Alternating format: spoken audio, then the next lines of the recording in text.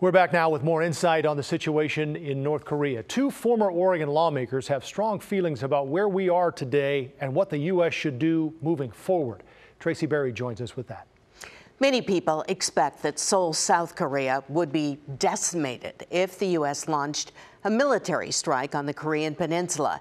Seoul is within range of artillery and rockets that North Korea has amassed right along the border.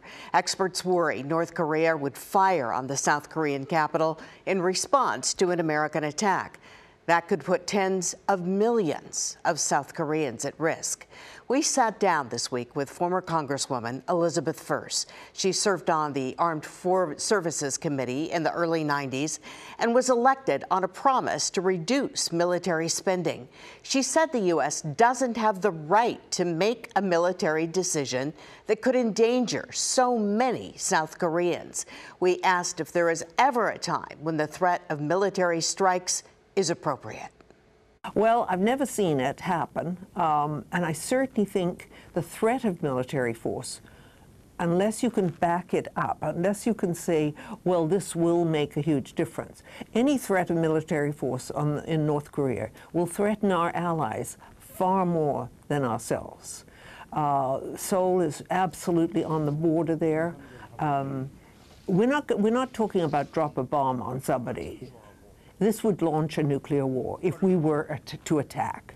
And I think that it's absolutely irresponsible to think that we might attack another nation who has not attacked us. I don't think that North Korea has, in fact, threatened us to the point that we should just suddenly launch. That General McPeak's idea of a preemptive strike simply not practical. She thinks Kim Jong-un isn't the kind of leader who will simply bow to an ultimatum. We asked first what advice she'd give President Donald Trump as he deals with North Korea.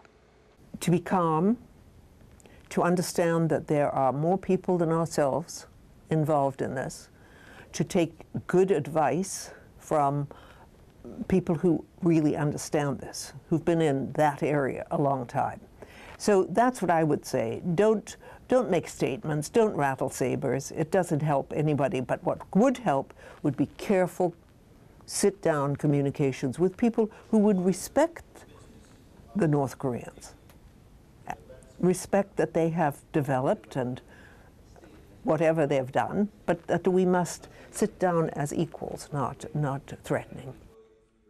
I heard a similar message this morning when I talked with former Oregon lawmaker John Lim. He came to the U.S. from South Korea as a child and returns every year to visit family. Lim served 5 terms in the Oregon legislature and ran for governor in the Republican primary. Lim says a preemptive military strike would not only kill millions in South Korea, it would lead to something much bigger. In case there is a military option, North Korea, they are going to shoot out every weapons they have. We don't want that happen. And then that will bring even China involvement in the war, that the Soviet Union, this could be a detonation of the World War III. We don't want that. But the former senator says North Korea is dangerous and we need to take action. He says North Korea is convinced the U.S. will invade their country. So the first step, he thinks, is to negotiate a peace treaty directly with North Korea and President Kim Jong-un. He acts like a crazy, but he's not. And when he's shooting up his missile, he's sending message. We want to negotiate with you. Please recognize us. Please talk to us. That's the message. And sometimes we fail to see that message. Then Lim says we must bring North Korea out of isolation into the international community so they can become a responsible nation with nuclear weapons. The situation in North Korea is certainly nothing new, going back to the Korean War. Keep in mind that war was never settled. What exists is an armistice, which technically could be defined as a temporary suspension of hostilities. Take what you will from today's U.S. test of an ICBM interceptor, but it is a clear indication of just how tense things have become.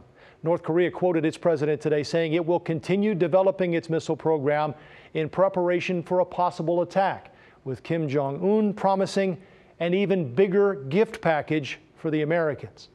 What to do with North Korea? It's a question that's been asked for decades, and today it appears there are still a lot of options, a lot of opinions, and no clear answers. I'm Joe Donlin for all of us at KGW News. Thanks for watching.